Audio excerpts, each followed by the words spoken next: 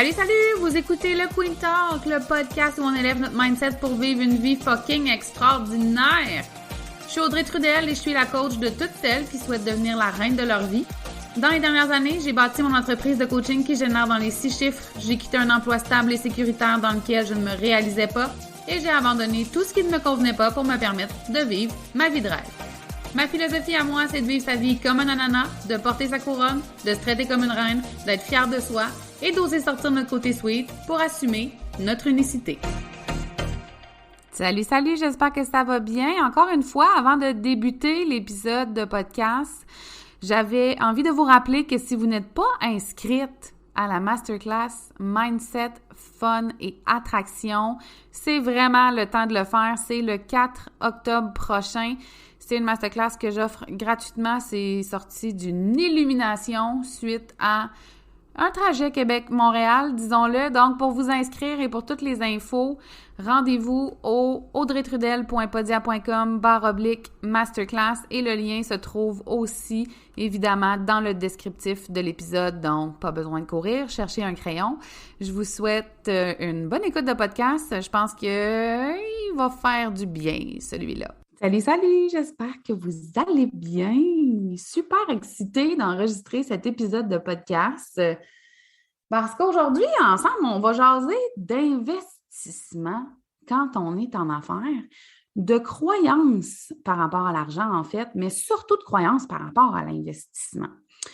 Je me rappelle quand j'ai lancé mon entreprise, rapidement, j'ai réalisé que je devais faire des investissements.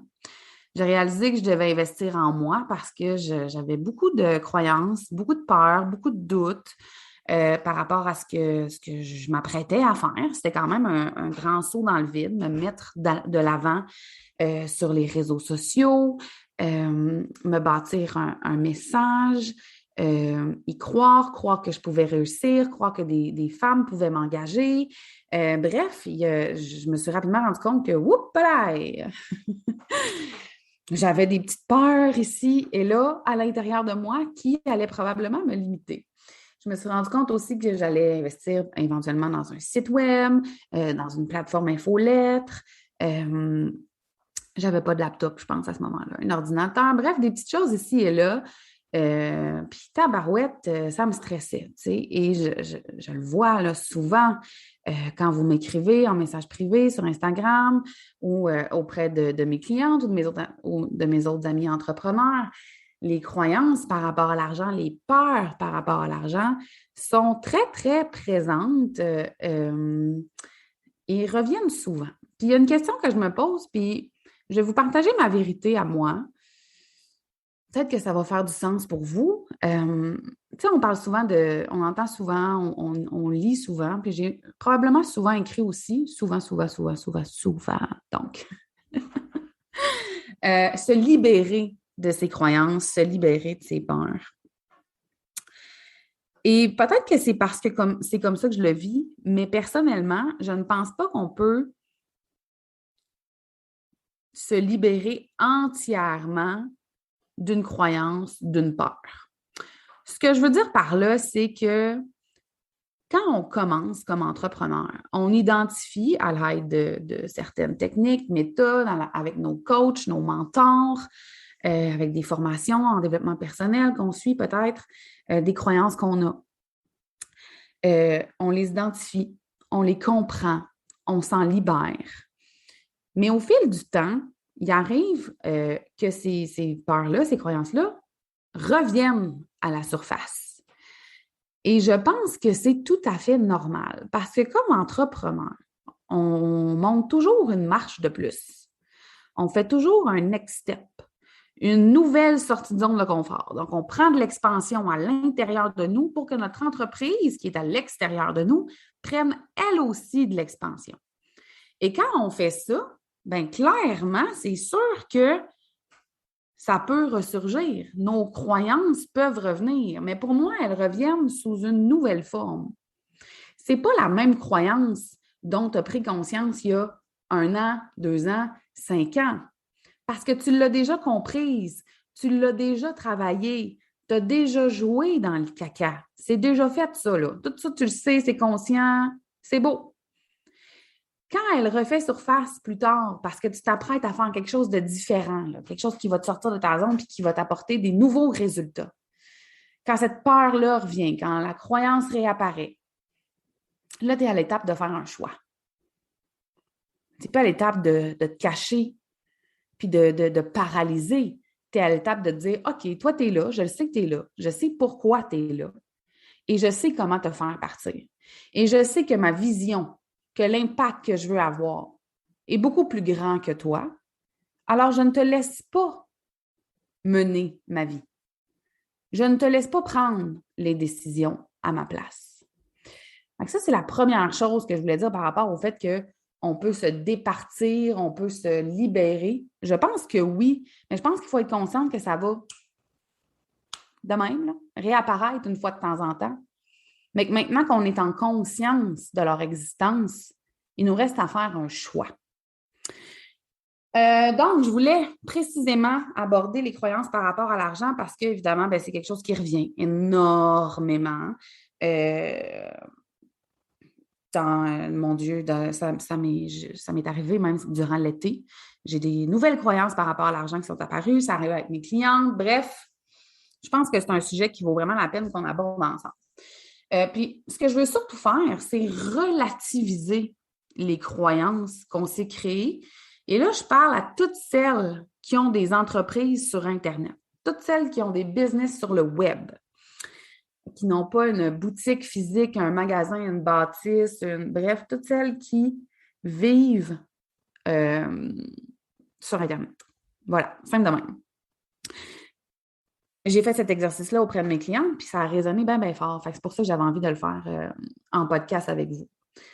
Donc, comme je vous ai dit tantôt, quand on commence en affaires sur le web, on a besoin d'un cellulaire,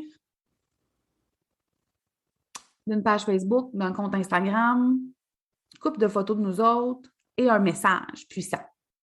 C'est pas mal la base, là.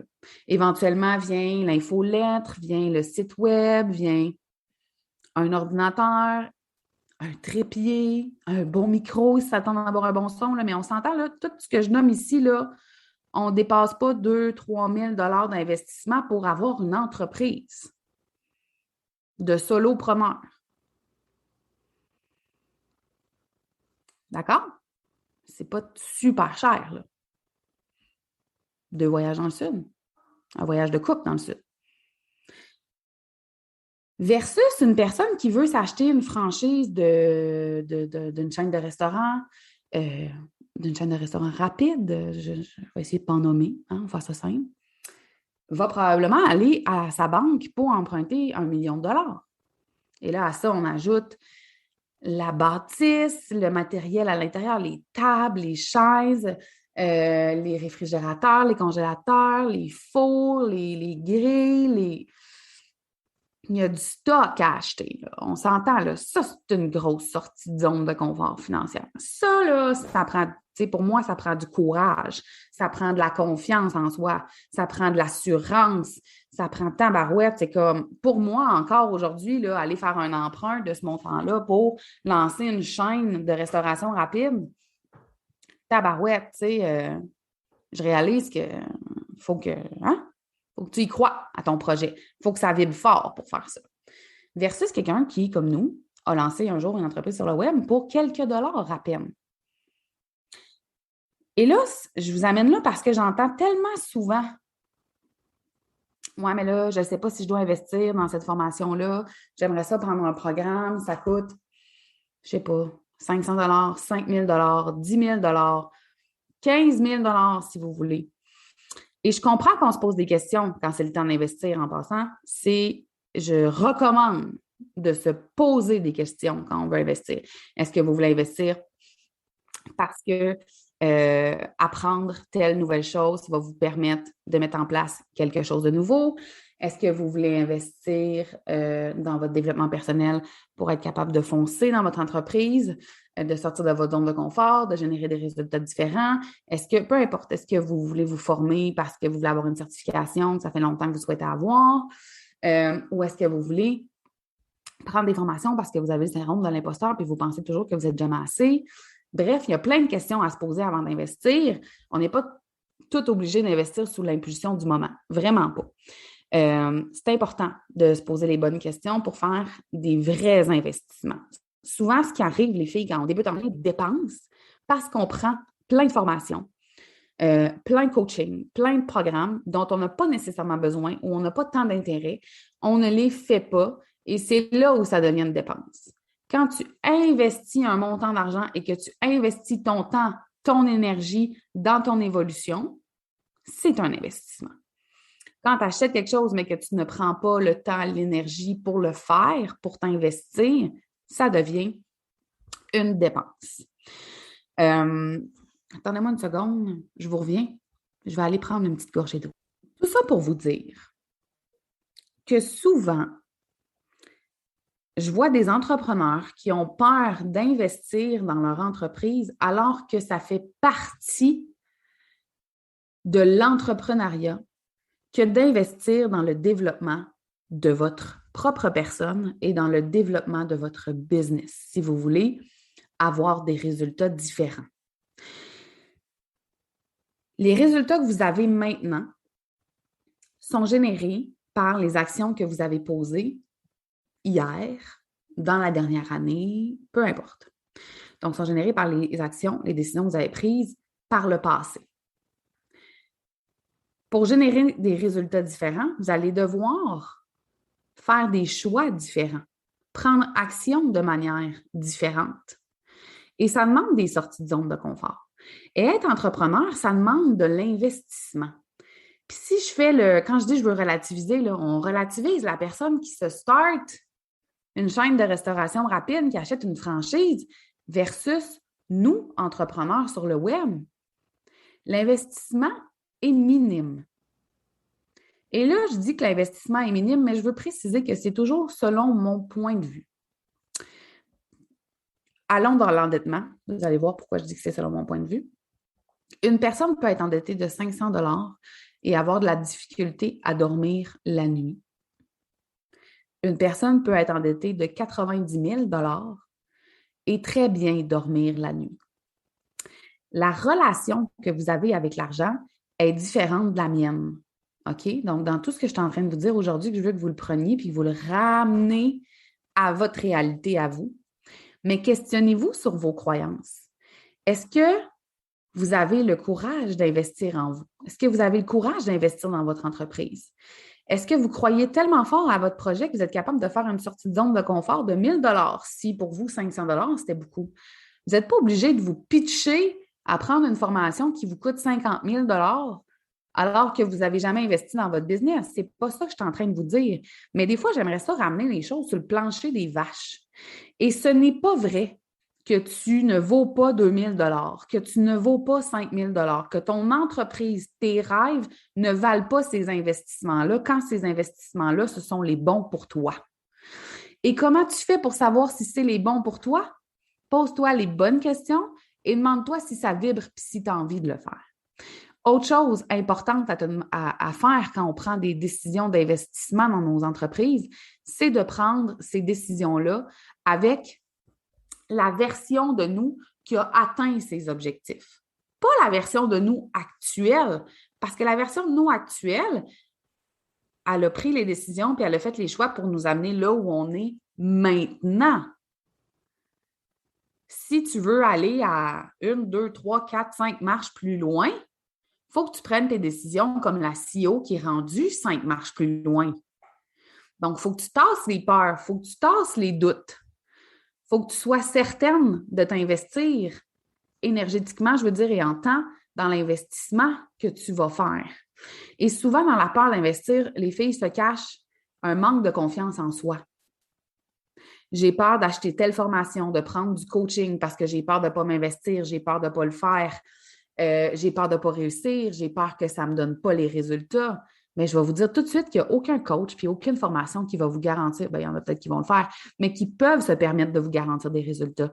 Les résultats vont toujours dépendre de vous, vont dépendre de vos actions, de vos décisions, de vos choix, de votre constance, de votre persévérance, du fait de tomber, de vous relever, de votre ouverture à faire des changements, des modifications, à avoir des nouvelles perspectives. à appliquer ce qu'on enseigne. Ça ne dépend pas de votre coach, ça ne dépend pas du formateur, ça ne dépend que de vous. Donc, derrière la peur d'investir dans vos business se cache souvent la peur de ne pas réussir et un manque de confiance en vos capacités. C'est beaucoup plus ça qu'autre chose. Et je vous dis tout ça pour ramener ça sur le plancher des vaches parce que la première année, et je ne suis pas meilleure qu'un autre, là, c'est vraiment pas ça, je vais y aller avec des exemples personnels parce qu'évidemment, tout ce qui concerne mes clientes en coaching, c'est confidentiel.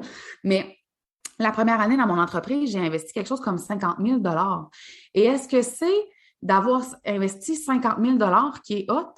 Parce que je ne l'avais pas, gang, là, en passant. Là, je travaillais au gouvernement, moi, là. J'avais pas ça, là, dans ma jeune trentaine, fin vingtaine. J'avais pas ça de côté, on the side. Mais c'est pas le montant. Je trouve que le montant démontre à quel point je croyais en moi, à quel point je croyais en mon projet, à quel point j'étais prête à tout pour réussir et pouvoir quitter une job dans laquelle j'étais pas bien pour me réaliser comme femme, pour avoir un impact dans le monde. Je vous dis ça, puis ça me ramène là, puis mon Dieu, je suis comme fière pendant que je vous le dis. Vos croyances par rapport à l'argent, c'est des excuses pour ne pas vous faire confiance. C'est des excuses pour ne pas vous péter la gueule. L'argent, là, quand tu es entrepreneur, tu peux toujours trouver une façon d'en générer. Tu as l'option d'en générer comme tu veux. Tu n'es pas limité par une paye à toutes les 2 semaines qui est identique.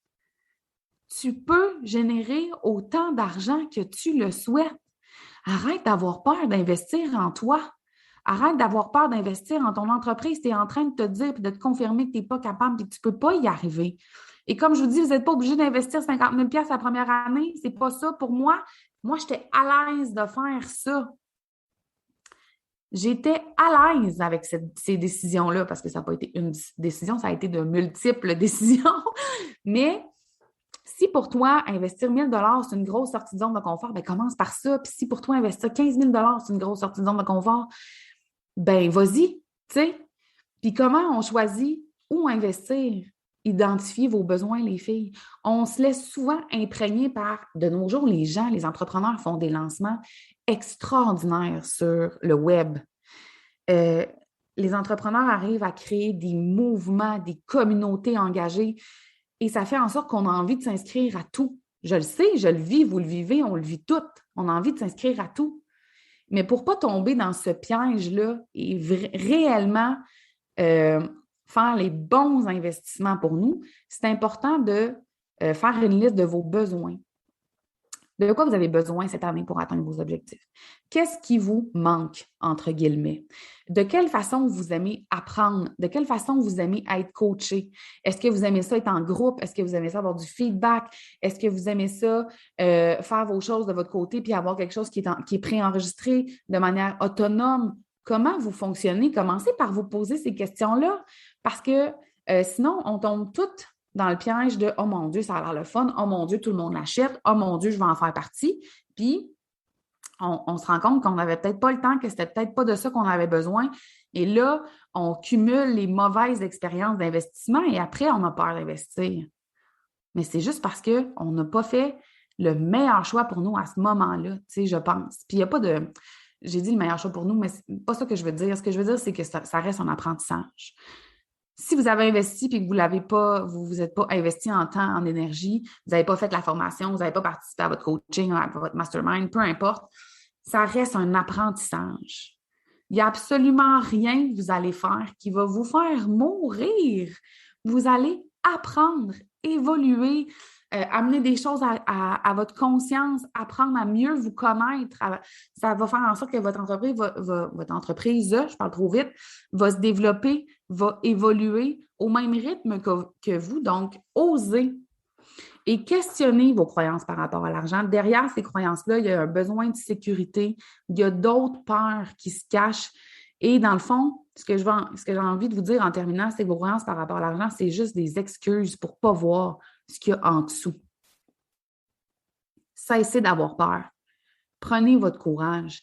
Ayez suffisamment confiance en vous, puis en votre vision, puis en votre impact pour faire des grandes choses, prendre des grandes décisions pour votre entreprise. Si vous êtes sur mon podcast, je m'imagine en ce moment que ça fait quand même quelques années que vous me suivez sur les réseaux sociaux. Et comme je l'ai dit à mes clientes qui sont extraordinaires et qui sont avec moi depuis tellement longtemps, j'ai énormément de chance.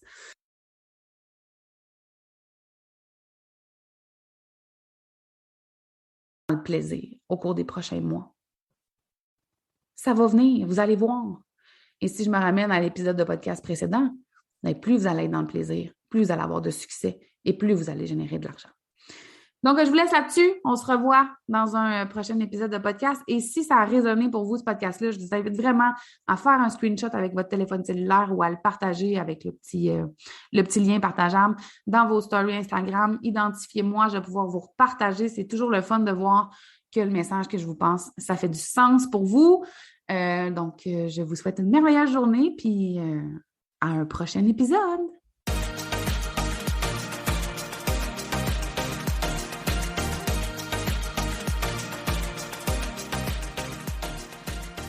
Merci d'avoir écouté cet épisode du Queen Talk. Je suis consciente que de prendre du temps pour toi, c'est pas toujours facile. Et je tiens à te remercier sincèrement d'avoir pris de ton temps avec moi. Si tu as aimé l'épisode, je t'invite à laisser un témoignage et à le partager sur tes réseaux sociaux afin qu'on puisse poursuivre la discussion ensemble. Et si tu veux en savoir plus sur ce que j'offre ou sur mes services, rends-toi sur mon site web au audreytrudel.com, sur ma chaîne YouTube, Le Queen Show, et tu peux aussi me retrouver sur Facebook et Instagram. On se voit dans le prochain épisode.